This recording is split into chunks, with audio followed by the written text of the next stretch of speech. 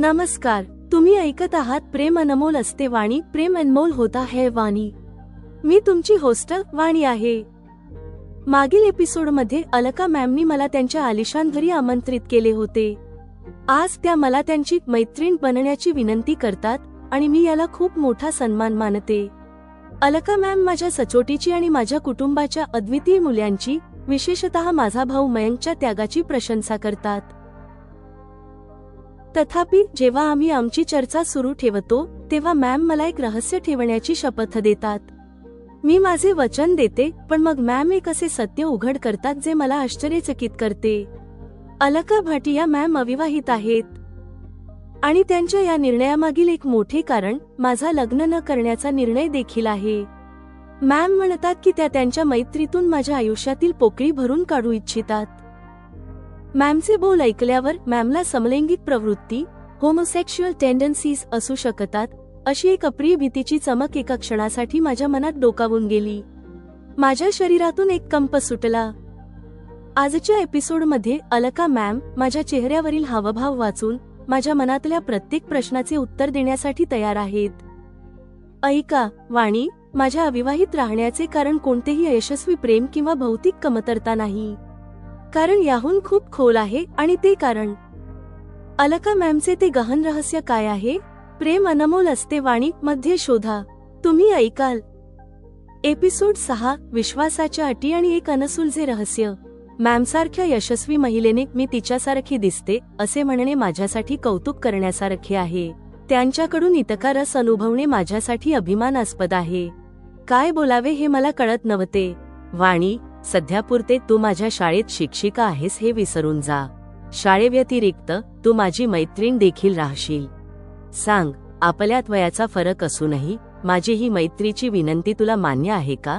मला हे विचारणे मॅमचे मोठेपण होते। मॅम, हा माझ्यासाठी सन्मान असेल, मी हसले। माझी हिचकी आता कमी होत होती।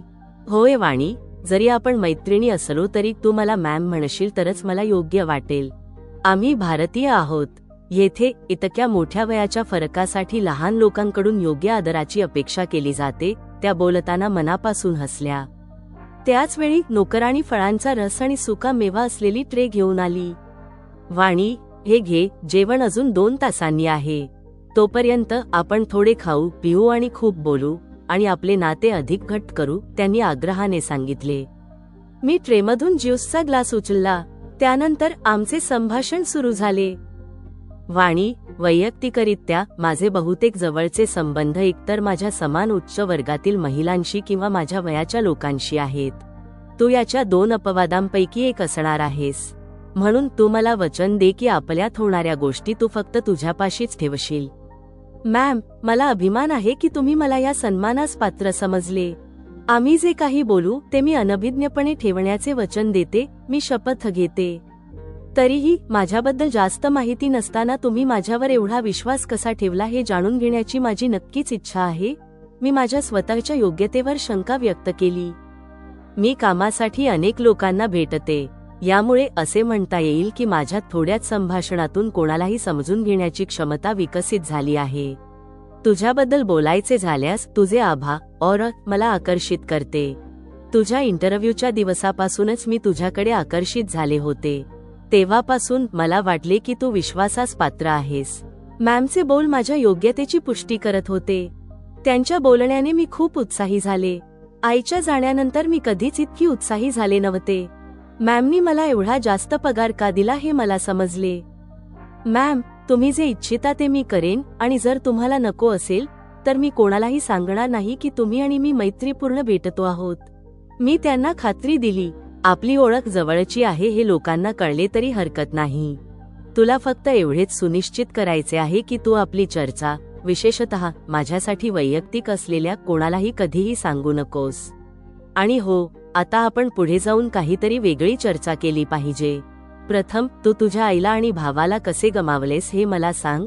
अलका मॅम याबद्दल अधिक जाणून घेण्यासाठी उत्सुक असल्याचे दिसत होते। या प्रश्नाने मला भावुक केले।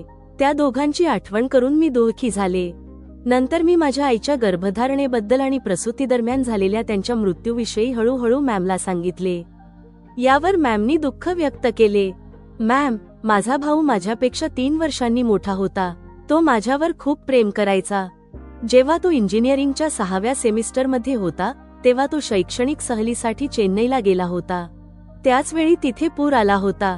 ज्या उत्साहाने आणि धैर्याने तरुणाई भरलेली असते ते त्याच्यात थोडे जास्त होते. तेथे पूर्णपणे अपरिचित पीडितांना वाचवताना त्याने स्वतःचा जीव गमावला. मी मयंक भैयाबद्दल माहिती दिली. वाणी, तो खूप वेदनादायक आणि हृदयद्रावक अपघात होता. मला आठवते की मी याबद्दल इथल्या वर्तमानपत्रांमध्येही वाचले होते. हे खूप दुर्दैवी आहे की त्या अपघातातील तो तरुण तुझा मोठा भाऊ होता. मला वाटते जर हा अपघात झाला नसता तर कदाचित तू आज माझ्या शाळेत नोकरी करण्याऐवजी दुसरीकडे कुठेतरी असतीस. मॅमनी सहानुभूती व्यक्त केली. होय मॅम, भैया एक हुशार विद्यार्थी होता. जर तो असता तर आज आमची आर्थिक स्थिती नक्कीच अशी नसती. आणि हो, कदाचित मला ही नोकरी करण्याची गरजही पडली नसती. जे झाले ते आमचे दुर्दैव आहे, पण मी हे देखील सांगेन की येथे मला आता जे करावे लागत आहे म्हणजे ही नोकरी, यात मी समाधानी आहे. आता मी आनंदी देखील आहे. एक शिक्षिका म्हणून मी नवीन पिढीच्या क्षमता विकसित करण्यात योगदान देत आहे याचा मला अभिमान आहे. मी माझे दुःख आणि आनंद दोन्ही व्यक्त केले.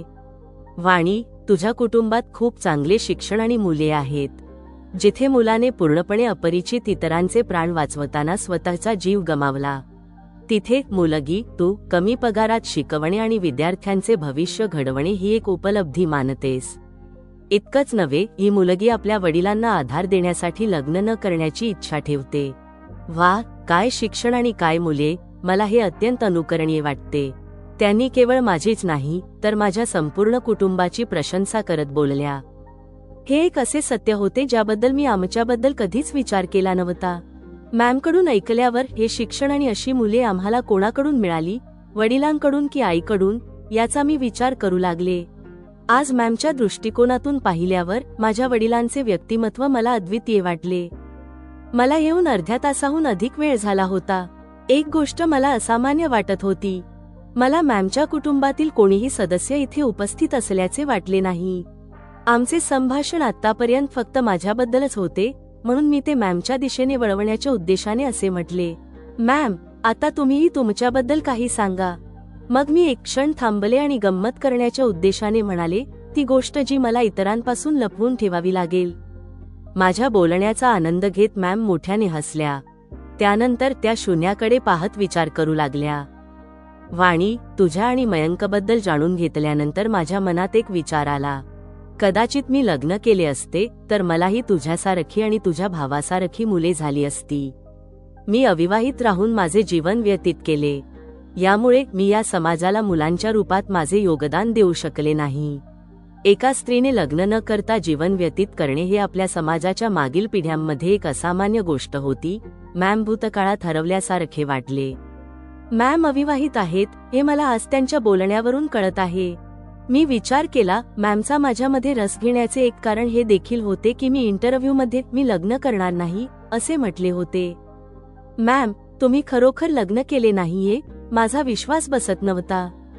मी लग्न का केले नाही याचे कारण मी नंतर कधीतरी सांगेन, पण सध्या मी हे सांगेन की तुझ्याशी मैत्री करण्याच्या माझ्या कल्पनेमागे एक कारण तुझ्या लग्न न करण्याच्या निर्णयामध्ये देखील आहे. अविवाहित असल्यामुळे तुझ्या आयुष्यात जी पोकळी आहे ती मी अनुभवली आहे. कदाचित मी आमच्या मैत्रीतून तुझ्या आयुष्यातील ही पोकळी काही प्रमाणात भरून काढू शकेन, मॅमनी समजावले. मला त्यांच्याबद्दल कधीही कोणतीही शंका नव्हती, ना आता ना पूर्वी. मॅमकडून हे ऐकल्यावर मॅमला समलैंगिक प्रवृत्ती असू शकतात अशी एक अचानक भीती माझ्या मनात चमकून गेली. यामुळे माझ्या शरीरात एक प्रकारचा कंप सुरू झाला. माझ्या मनात आणि शरीरात काय चालले आहे हे मॅमला समजले की नाही मी सांगू शकत नाही. जरी मानसशास्त्र समलैंगिकतेला मानसिक आजार किंवा विकृती न मानता एक सामान्य आणि नैसर्गिक लैंगिक अभिमुखता मानते, तरीही मी त्याला सामान्य प्रवृत्ती म्हणून स्वीकारू शकत नव्हते. माझ्या मनात आलेल्या भावनांना मी बाहेरून न दिसू देण्यासाठी कशातरी सांभाळले. काय बोलावे हे मला कळत नव्हते, मला काही समजत नव्हते. त्याचवेळी नोकराणीचे आगमन माझ्यासाठी या कठीण परिस्थितीतून बाहेर पडण्यासाठी मदतगार ठरले. मॅडम जी, जेवण तयार आहे, तुम्हाला हवे तेव्हा तुम्ही जेवण करू शकता, नोकराणीने माहिती दिली. आम्ही 30 मिनिटात टेबलावर येतो, मॅमनी तिला सांगितले. मॅम समलैंगिक आहेत का? आणि त्यांच्या अविवाहित राहण्याचे कारण काय आहे? 2 गोष्टी माझ्यासाठी रहस्य बनल्या. मॅमबद्दल जाणून घेण्याची माझी इच्छा तीव्र झाली. या रहस्यांवरून कधी पडदा उठतो? मला वाटते की या प्रश्नांची उत्तरे मला लगेच मिळावीत. पण माझ्याकडे काही उपाय नव्हता. वास्तविक तरुणांसाठी अनुभवी ज्येष्ठांसमोर परिस्थिती खूप कठीण होते. ते काहीही न बोलता आणि न ऐकता केवळ लोकांच्या चेहऱ्यावरील हावभाव वाचूनच अनेक भावना समजून घेतात. त्याचबरोबर त्यांनी कधी काय समजून घेतले हे देखील ते सांगत नाहीत. मॅमनी माझ्या चेहऱ्यावरील भाव वाचले. वाणी, तू कोणत्या विचारांमध्ये हरवून गेली आहेस? त्यांनी विचारले. मॅम, मी असे मानते की मी मानसशास्त्र, सायकॉलॉजी विषय शिकले आहे. पण मला वाटते की या विषयावर तुमची पकड जास्त आहे. मी मूर्खपणाने हसले. तू हे कसे काय ठरवतेस? विषय बदलत मी असे म्हटले, मॅम, मला वाटते की आपणही अर्ध्या तासानंतर जेवण करणे योग्य राहील. तुम्ही मला न विचारता हे समजून घेतले, बरोबर? अलका मॅमनी माझ्याकडे पाहिले. त्यांचे डोळे शून्याकडे नव्हे तर थेट माझ्या हृदयाकडे पाहत होते. त्या म्हणाल्या, वाणी, माझ्या अविवाहित राहण्याचे कारण कोणतेही अयशस्वी प्रेम किंवा भौतिक कमतरता नाही. कारण याहून खूप खोल आहे आणि ते कारण जेमिनीचे पुनरावलोकन आणि रचनात्मक मार्गदर्शन. प्रिय श्रोत्यांनो, हा प्रेम अनमोल असते वाणीच्या एपिसोड 6चा समारोप आहे. हा एपिसोड अलका भाटियाच्या पात्रात एक रहस्यमय घटक सादर करतो आणि वाणीच्या आंतरिक संघर्षांना उघड करतो. एपिसोड 6ची ताकद आणि कथेचा विकास. मैत्री आणि आदराची स्थापना. अलका मॅमचे वाणीबद्दलचे मैत्रीपूर्ण वर्तन, त्याचवेळी भारतीय संस्कृतीत अपेक्षित असलेल्या मॅम या आदरार्थी शब्दाला कायम ठेवण्याचा त्यांचा आग्रह, हे अलकाच्या आधुनिक आणि पारंपरिक मूल्यांमधील समतोल दर्शवते. हे संबंधांना एक सखोल आणि स्थिर आधार देते. रहस्याची निर्मिती. अलका भाटिया. अलकाने स्वतःला अविवाहित जाहीर करणे आणि नंतर यामागील कारण रहस्यमय ठेवणे कथेचे मुख्य रहस्य बनते. त्यांचे हे विधान की अविवाहित असल्यामुळे तुझ्या आयुष्यात जी पोकळी आहे ती मी अनुभवली आहे. कदाचित मी आमच्या मैत्रीतून तुझ्या आयुष्यातील ही पोकळी काही प्रमाणात भरू शकेन. अलकाची मानसिक खोली आणि वाणीप्रती असलेल्या तिच्या स्नेहाचे कारण स्पष्टपणे समजावते. वाणीचा आंतरिक पक्षपात. मानसशास्त्राची विद्यार्थिनी असूनही अलकाच्या अविवाहित स्थितीमुळे वाणीच्या मनात समलैंगिकतेची भीती चमकणे, वाणीच्या पात्राची मर्यादा आणि तिची पारंपरिक भारतीय मूल्ये अधोरेखित करते. हे तिच्या आंतरिक संघर्षाचे प्रदर्शन करते की ती जे शिकते त्याला सामान्य प्रवृत्ती म्हणून स्वीकारू शकत नाही. हे कथेची गुंतागुंत वाढवते. वडिलांचे अद्वितीय व्यक्तिमत्व. अलका मॅमने वाणीच्या कुटुंबाची केलेली प्रशंसा, तिच्या भावाचा त्याग आणि वडिलांची मुले वाणीला स्वतःला दोष देण्याच्या भावनेतून वर उठून तिच्या वडिलांचे अद्वितीय व्यक्तिमत्व पाहण्याची संधी देते. हा एपिसोड सिद्ध करतो की वाणीचा प्रवास केवळ बाह्य यशाबद्दल नाही, तर आंतरिक मानसिक पूर्वग्रहांवर विजय मिळवण्याबद्दल देखील आहे. ऑडिओ सादरीकरणासाठी मार्गदर्शन. वाणीचा आवाज. आनंद. मॅमची प्रशंसा ऐकताना वाणीचा आवाज आनंद आणि अभिमानाने भरलेला असावा. संघर्ष. समलैंगिकतेच्या भीतीचा क्षण आल्यावर वाणीच्या आवाजात तीव्र कंप आणि अचानक घबराट दिसली पाहिजे. अंतिम संवाद. मॅम, मला वाटते अस्वस्थता लपवण्याचा प्रयत्न प्रकट करेल. पात्रांचा आवाज. अलका भाटिया. स्वर मैत्रीपूर्ण आणि विनम्र असावा, पण अंतिम निर्णय त्यांचाच असेल. त्या शून्याकडे पाहतात त्या क्षणांमध्ये आवाज उदास आणि गहन विचारांनी भरलेला असावा. संगीत. रहस्याचा क्षण. जेव्हा अलका तिच्या अविवाहित असण्याबद्दल आणि वाणीमधील पोकळी भरून काढण्याबद्दल बोलते, तेव्हा पार्श्वभूमी संगीतात अस्पष्ट, संथ आणि रहस्यमय सुरांचा वापर केला पाहिजे. निष्कर्ष. हा एपिसोड तीव्र प्रश्नचिन्हावर संपला पाहिजे, जेणेकरून श्रोते पुढील रहस्योद्घाटनासाठी उत्सुक राहतील. एपिसोड 6 समाप्त.